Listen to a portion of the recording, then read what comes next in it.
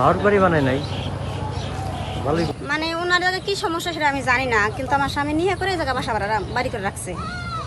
আর আমি থাকি আমার শ্বশুর শাশুড়ির সাথে, আমারও খরচ দেয় আরও খরচ দেয়, দুজনটি দেখি।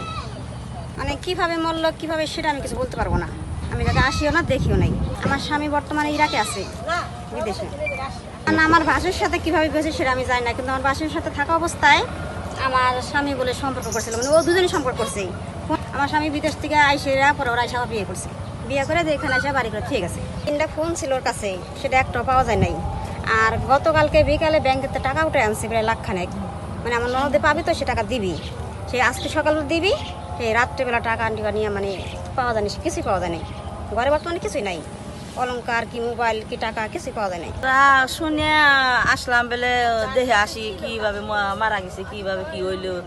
আসে ওই দরজা খোলা, আমরা ভিতরে যাই নাই, ভিতরে না যায় বাইরে দাঁড়ায় দেখলাম বলে সে এবার সুন্দরভাবে ঘুমাইতেছে।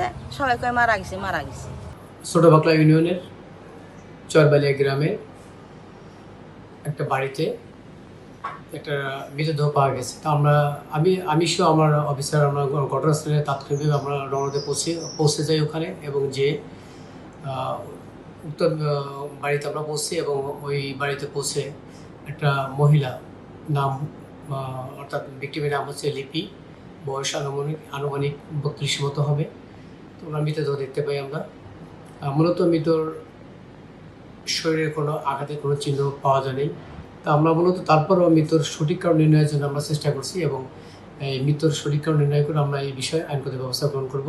এবং তার আত্মীয় স্বজনদের খবর দেওয়া হয়েছে, ইতিমধ্যে তারা রওনা দিয়ে আসতেছেন বগুড়া থেকে, এবং অন্য কোনো কারণ আছে কিনা তাও আমরা খতিয়ে দেখছি, এবং এই বিষয়ে আমরা কাজ করে যাচ্ছি এবং আমাদের ঊর্ধ্বতন কর্তৃপক্ষের সাথে এই বিষয়ে আমরা আলোচনা করছি, এবং পরবর্তী আইনি পদক্ষেপ নেওয়া হবে।